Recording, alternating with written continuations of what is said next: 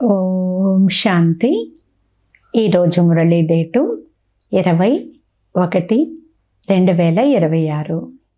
బాబా చెప్తున్నారు, మధురమైన పిల్లల్లారా, బేహద్దు తండ్రిని స్మృతి చెయ్యాలి. ఇది చాలా గుప్తమైన విషయము. స్మృతి ద్వారానే స్మృతి లభిస్తుంది. ఎవరు స్మృతి చెయ్యరో వారిని తండ్రి మాత్రం ఎలా స్మృతి చేస్తారు? అందుకే బాబా అంటారు, స్మృతి ద్వారానే స్మృతి లభిస్తుంది అని.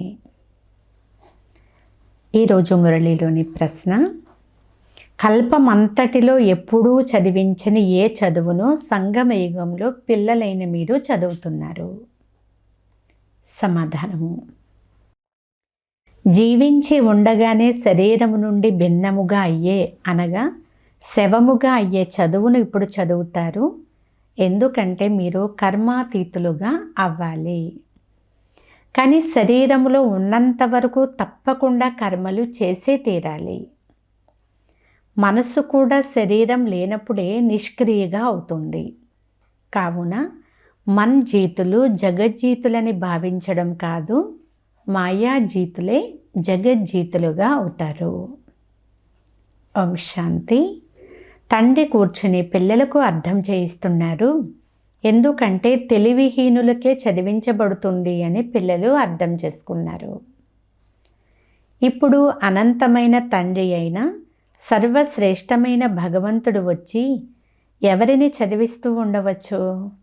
తప్పకుండా ఒకప్పుడు సర్వశ్రేష్ఠులుగా ఉండి పూర్తిగా బుద్ధిహీనులుగా అయిపోయి ఉంటారు. అందుకే వినాశకాలే విపరీత బుద్ధి అని అంటారు. విపరీత బుద్ధిగా ఎలా అయ్యారు? 84 లక్షల యోనులని వ్రాసి ఉన్నారు కదా. కావున తండ్రిని కూడా 84 లక్షల జన్మల్లోకి తీసుకొచ్చేశారు. పరమాత్మ కుక్క, పిల్లి, జీవజంతువులన్నిటిలో ఉన్నారని ఇలా చెప్తూ ఉంటారని పిల్లలకు అర్థం చేయించబడింది. ఇది సెకండ్ నెంబర్ పాయింట్గా చెప్పవలసి ఉంటుంది. ఎవరైనా కొత్త వారు వచ్చినప్పుడు మొట్టమొదట వారికి హద్దు మరియు బేహద్దు తండ్రుల యొక్క పరిచయాన్ని ఇవ్వాలి. వారు అనంతమైన పెద్ద తండ్రి, వీరు హద్దులోని చిన్న తండ్రి. అనంతమైన తండ్రి అంటేనే అనంతమైన ఆత్మల తండ్రి. ఆ హద్దు తండ్రి జీవాత్మకు తండ్రి. వారు సర్వాత్మల తండ్రి. ఈ జ్ఞానాన్ని అందరూ ఒకే రకంగా అయితే ధారణ చేయలేరు అంటున్నారు బాబా. కొందరు 1% ధారణ చేస్తే కొందరు 95% ధారణ చేస్తారు. ఇవన్నీ అర్థం చేసుకునే విషయాలు కదా. సూర్యవంశం ఉంటుంది కదా, అందులో రాజా, రాణి, తదా ప్రజ, ఇదైతే బుద్ధిలోకి వస్తుంది కదా. ప్రజలలో అన్ని రకాల మనుషులు ఉంటారు. ప్రజలు అంటే ప్రజలు. తండ్రి అర్థం చేయిస్తున్నారు, ఇది చదువు. తమ తమ బుద్ధి అనుసారము ప్రతి ఒక్కరూ చదువుతారు. ప్రతి ఒక్కరికి తమ తమ పాత్ర లభించి ఉంది. కల్పక్రితం ఎవరు ఎంత చదువును ధారణ చేశారో ఇప్పుడు కూడా అంతే ధారణ చేస్తారు. చదువు ఎప్పుడూ దాగదు. చదువు అనుసారముగానే పదవి లభిస్తుంది. తండ్రి అర్థం చేయించారు, పోను పోను పరీక్షలు ఉండనే ఉంటాయి. పరీక్ష వ్రాయకుండా పై తరగతికి బదిలీ అవ్వరు. చివరిలో అంత తెలుస్తుంది. ఇప్పుడు కూడా మేము ఏ పదవికి యోగ్యులమో తెలుసుకోగలరు. భలే సిగ్గు వలన అందరితో పాటు చేతులెత్తేస్తారు. మేము ఎలా అవ్వగలమని కూడా మనసులో అనిపిస్తూ ఉంటుంది. అయినా సరే చేతులెత్తుతారు. అర్థం చేసుకుని కూడా చేతులు ఎత్తడము ఇది అజ్ఞానమే అవుతుంది కదా. ఎంత అజ్ఞానం ఉంది తండ్రికి వెంటనే తెలిసిపోతుంది. వీరికంటే ఆ విద్యార్థులలో కొద్దిగానైనా తెలివి ఉంటుంది. మేము స్కాలర్షిప్ తీసుకునేందుకు యోగ్యముగా లేము, పాస్ అవ్వలేము అని వారికి అర్థమవుతుంది. మరి దీనికంటే అజ్ఞానులే మేలుగా ఉన్నారు కదా అని బాబా అంటున్నారు. ఎందుకంటే టీచరు చదివించే దానిలో మేము ఎన్ని మార్కులు తీసుకోగలము అనేది వారికి అర్థమవుతుంది. మేము గౌరవపూర్వకంగా పాస్ అవుతామని వారు చెప్పరు. ఇక్కడైతే అంత బుద్ధి కూడా లేదు అనేది తండ్రికి అర్థమవుతుంది. దేహాభిమానం చాలా ఉంది. ఈ లక్ష్మీనారాయణులుగా అవ్వాలనుకునే వారి నడవడికలు చాలా బాగుండాలి. కొందరిది వినాశకాలే విపరీత బుద్ధిగా ఉంది. ఎందుకంటే నియమానుసారము బాబాతో ప్రీతి లేదు. అప్పుడు వారి గతి ఏమవుతుంది? శ్రేష్టమైన పదవిని పొందలేరు. తండ్రి కూర్చుని పిల్లలైన మీకు వినాశకాలే విపరీత బుద్ధి అర్థం ఏమిటో తెలియజేస్తున్నారు. పిల్లలే పూర్తిగా అర్థం చేసుకోకుంటే ఇతరులు ఏమర్థం చేసుకుంటారు? మేము శివబాబా పిల్లలమని భావించేవారు కూడా పూర్తిగా అర్థం చేసుకోరు. తండ్రిని స్మృతి చేయడం ఇది గుప్తమైన విషయము. చదువు గుప్తం కాదు కదా. చదువులో నెంబర్ వారీగా ఉన్నారు. అందరూ ఒకేలా చదవరు. వీరింకా పసిబిడ్డలే అని తండ్రి అనుకుంటారు. ఇలాంటి బేహద్దు తండ్రిని 3-4 నెలలు స్మృతి కూడా చెయ్యరు. వీరు స్మృతి చేస్తున్నారు అనేది ఎలా తెలియాలి? వారి నుండి లేఖ వచ్చినంత వరకు స్మృతి చేస్తున్నారు అని అనిపించదు. ఫలానా ఆత్మిక సర్వీసు చేస్తున్నామని కూడా అందులో వ్రాయాలి. రుజువు కావాలి కదా. కొందరు దేహాభిమానులు సేవ చెయ్యరు, స్మృతి కూడా చెయ్యరు. కొందరు పిల్లలు బాబా ఫలానా వారు వచ్చారు, వారికి ఇలా అర్థం చేయించాను అనేది కూడా బాబాకు లేఖ వ్రాస్తారు. అప్పుడు ఈ పిల్లలు బ్రతికే ఉన్నారు అనేది బాబా అర్థం చేసుకుంటారు. పిల్లలు సర్వీసు సమాచారాన్ని సరిగ్గా ఇస్తారు. కొందరైతే 3-4 నెలలు అయినా సరే బాబాకు లేఖ వ్రాయడం లేదు. ఏ సమాచారము లేకుంటే చనిపోయి ఉంటారు, లేక జబ్బుపడి ఉండవచ్చు అని భావిస్తారు కదా. జబ్బు పడిన వారు కూడా వ్రాయలేరు. మా ఆరోగ్యం బాగుండలేదు, అందుకే జాబు వ్రాయలేదని కూడా కొంతమంది వ్రాస్తారు. కొందరైతే అస్సలు సమాచారమే తెలపరు. జబ్బు కూడా ఉండదు. దేహాభిమానం వలన ఉత్తరం కూడా వ్రాయరు. మరి బాబా కూడా ఎవరిని స్మృతి చేస్తారు? స్మృతి ద్వారా స్మృతి లభిస్తుంది, కానీ దేహాభిమానంలో ఉన్నారు. తండ్రి వచ్చి అర్థం చేయిస్తున్నారు. నన్ను సర్వవ్యాపి అని చెప్పి 84 లక్షల కంటే ఎక్కువ యోనుల్లోనికి తీసుకుని వెళ్తారు. మనుషులది రాతి బుద్ధి అని అంటున్నారు. భగవంతుణ్ణి రాయి రప్పల్లో కూడా ఉన్నారు అని భావిస్తారు. ఇవి బేహద్దు తిట్లు కదా. అందుకే నన్ను చాలా గ్లాని చేశారు అని బాబా అంటున్నారు. ఇప్పుడు మీరు నెంబర్ వారీగా అర్థం చేసుకున్నారు. మీరు వస్తే మేము సమర్పణ అయిపోతామని, మిమ్మల్ని వారసునిగా చేసుకుంటామని భక్తి మార్గంలో పాడతారు. అలా అన్నవారు రాయి రప్పల్లో ఉన్నారని ఎంత గ్లాని చేశారో చూడండి. అందుకే తండ్రి యదా యదాహి అని అంటారు. ఇప్పుడు మీకు తండ్రి గురించి తెలుసు కనుక వారిని ఎంతగా మహిమ చేస్తారు. కొందరు మహిమ ఏమిటి స్మృతి చేసి 2 అక్షరాలు కూడా వ్రాయడం లేదు. దేహాభిమానులుగా అవుతారు. మనకు తండ్రి లభించారు అని, వారు మనల్ని చదివిస్తున్నారు అనేది పిల్లలు తెలుసుకున్నారు. భగవాను వాచా కదా, నేను మీకు రాజయోగాన్ని నేర్పిస్తాను. విశ్వరాజ్యాన్ని పొందేందుకు రాజయోగాన్ని నేర్పిస్తాను.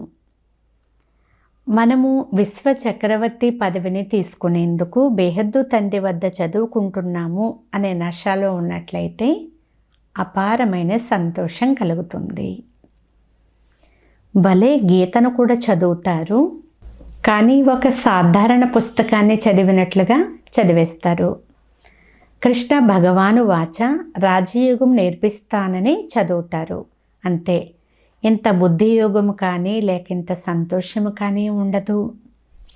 గీతను చదివి వినిపించే వారికి ఇంత సంతోషం ఉండదు. గీతను చదవడం పూర్తి చేసి పనుల్లోకి వెళ్ళిపోతారు. మీకైతే అనంతమైన తండ్రి చదివిస్తున్నారు అని ఇప్పుడు బుద్ధిలో ఉంది.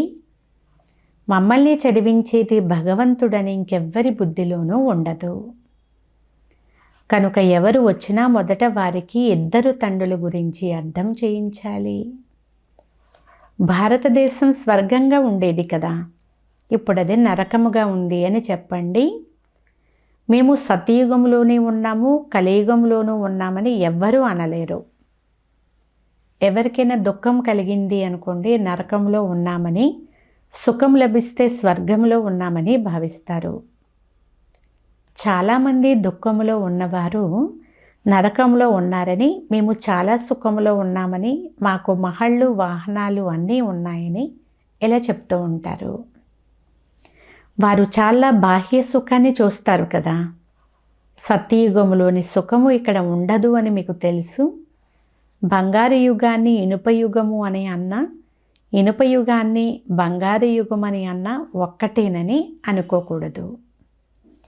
అలా అనుకునే వారిని కూడా అజ్ఞానులు అని అంటారు. కావున మొట్టమొదట తండ్రి గురించి తెలియచేయాలి. తండ్రే కదా తన పరిచయమును ఇస్తారు, ఇతరులెవ్వరికీ తెలియదు. పరమాత్మ సర్వవ్యాపి అని అంటారు. ఆత్మ పరమాత్మల రూపం ఒక్కటేనని మీరు చిత్రాలలో చూపిస్తారు. వారు కూడా ఆత్మయే, కానీ వారిని పరమ ఆత్మ అని అంటారు. నేను ఎలా వస్తాను అని తండ్రి కూర్చుని అర్థం చేస్తున్నారు. ఆత్మలన్నీ అక్కడ పరంధామంలో ఉంటాయి. ఈ విషయాలు వెలుపలి వారెవ్వరూ కూడా అర్థం చేసుకోలేరు. భాష కూడా చాలా సహజమైనదే. గీతలో శ్రీకృష్ణుని యొక్క పేరు వేసేశారు. ఇప్పుడు కృష్ణుడు గీతను వినిపించడు. నన్ను ఒక్కరినే స్మృతి చెయ్యమని అతడు అందరికీ చెప్పలేడు కూడా. దేహదారుల స్మృతి ద్వారా పాపాలు నశించవు. కృష్ణ భగవాను వాచ, దేహ సర్వ సంబంధాలను త్యాగం చేసి నన్ను ఒక్కరినే స్మృతి చెయ్యండి. కానీ దేహ సంబంధాలు కృష్ణునికి కూడా ఉన్నాయి కదా, మరి ఈ పదాన్ని కృష్ణుడు ఎలా చెప్పగలుగుతారు? అంతేకాదు, వారు చిన్న బాలుడు కదా. ఇది కూడా ఎంత పెద్ద తప్పు. ఈ ఒక్క తప్పు కారణంగా ఎంత తేడా వచ్చేస్తుంది. పరమాత్మ సర్వవ్యాపి కాదు, అందుకే వారిని సర్వుల సద్గతి దాత అని అంటారు. వారు దుర్గతిని కూడా పొందుతారు. పరమాత్మ ఎప్పుడైనా దుర్గతి పాలవుతారా? ఇవన్నీ కూడా విచార సాగర మదనం చేయాల్సిన విషయాలు. సమయాన్ని వ్యర్థం చేయడం కాదు. మనుషులు మాకు తీరిక లేదు అని అంటారు. వచ్చి కోర్సు తీసుకోమంటే మాకు అసలు సమయమే లేదు అని అంటారు. 2 రోజులు వస్తే 4 రోజులు రారు. అసలు చదువుకోకుంటే లక్ష్మీనారాయణులుగా ఎలా అవుతారు? మాయ పోరు చాలా ఉంది. బాబా అర్థం చేయిస్తున్నారు. ఏ క్షణము ఏ నిమిషము పాస్ అవుతాయో అవి ఉన్నది ఉన్నట్లుగానే రిపీట్ అవుతాయి. ఇలాగా లెక్కలేనన్నిసార్లు రిపీట్ అవుతూ ఉంటాయి. ఇప్పుడు తండ్రి ద్వారా వింటున్నారు. భగవంతుడైతే జనన మరణాల చక్రంలోకి రానే రారు. పూర్తి జనన మరణాల చక్రంలో ఎవరు రారు. ఎవరు వస్తారు అని చూసుకోండి. రానివారు ఎవరు? కేవలం ఒక్క తండ్రి మాత్రమే చక్రంలోకి రారు. మిగిలిన వారంతా వస్తారు.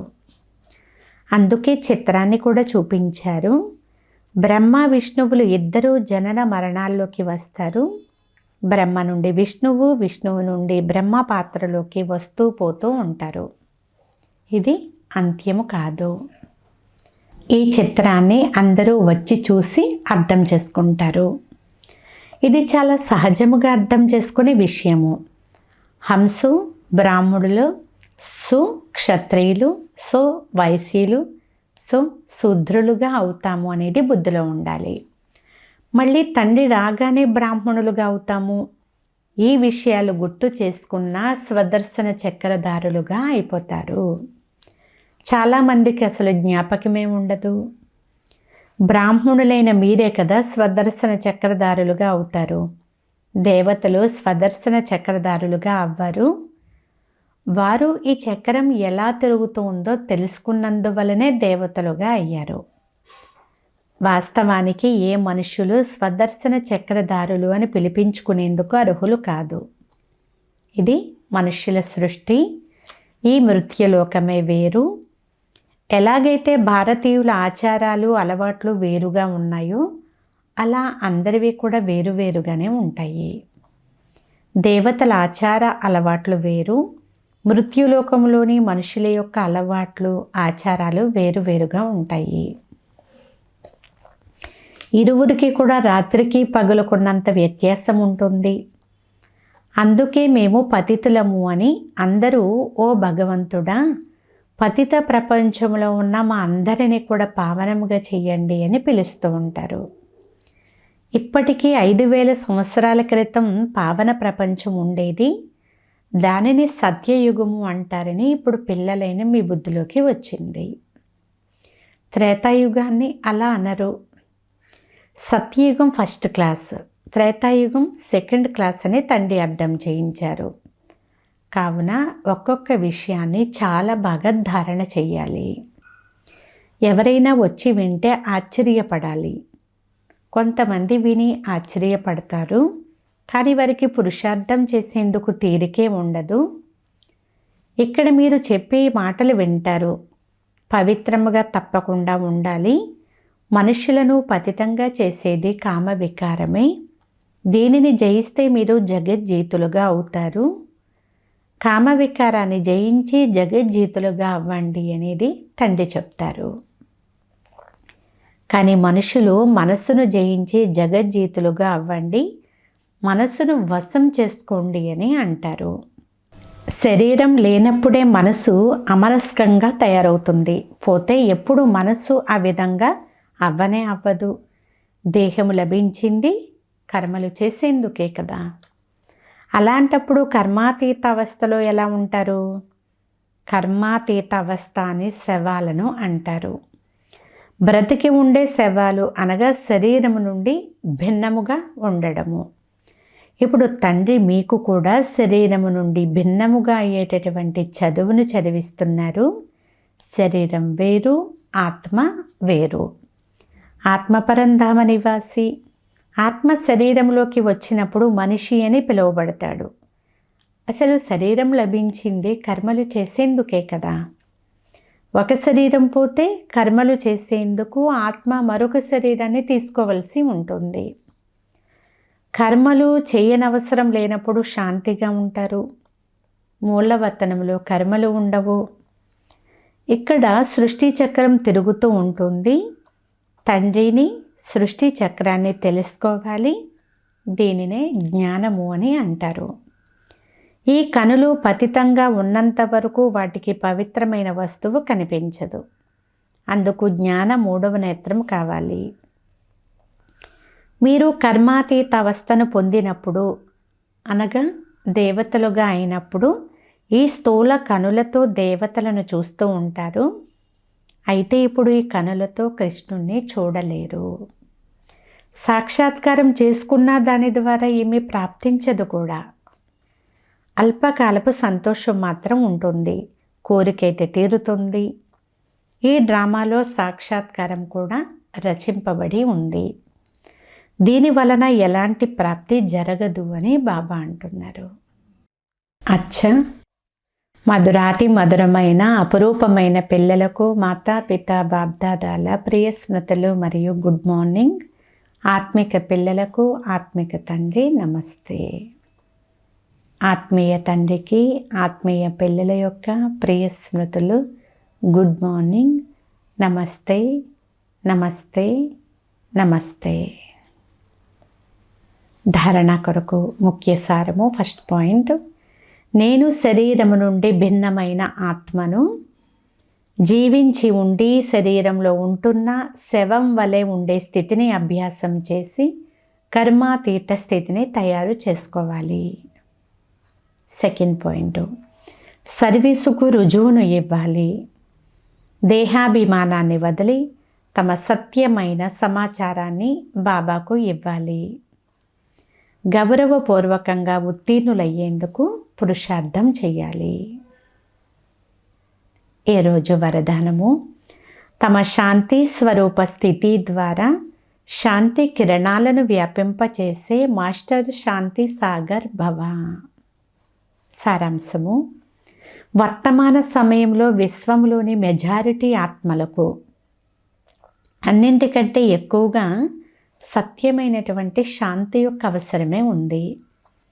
అశాంతి యొక్క అనేక కారణాలు రోజు రోజుకు పెరిగిపోతూ ఉన్నాయి. ఇక ముందు ముందు ఇంకా పెరుగుతూనే ఉంటాయి. స్వయం అశాంతిగా లేకున్నా ఇతరుల అశాంతి యొక్క వాయుమండలము, వాతావరణము శాంతి స్థితిలో కూర్చొనివ్వవు. అశాంతి వలన కలిగే టెన్షన్ యొక్క అనుభవం పెరగనున్నది.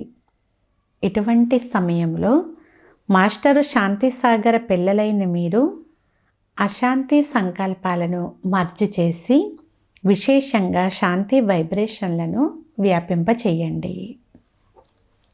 స్లోగన్: తండ్రి యొక్క సర్వ గుణాలను అనుభవం చేసేందుకు సదా జ్ఞాన సూర్యుని యొక్క సన్ముఖంలో ఉండండి. ఈరోజు అవ్యక్త సూచన: ఇప్పుడు సమయం యొక్క పొదుపు, సంకల్పాల పొదుపు, శక్తి యొక్క పొదుపు కొరకు ప్లాన్లు తయారు చేసి బిందు రూపస్థితిని పెంచుకోండి. బిందు రూపస్థితి ఎంతగా ఉంటుందో అంతగా ఏ విధమైనటువంటి చెడు ఆత్మ లేక ఈవిల్ సంస్కారం యొక్క ఫోర్సు మీపైన కొంచెము కూడా దాడి చెయ్యదు. మీరు కూడా వాటి నుండి ముక్తులుగా ఉంటారు. అంతేకాక మీ శక్తి స్వరూపము వారిని కూడా ముక్తులుగా చేస్తుంది. అచ్చా.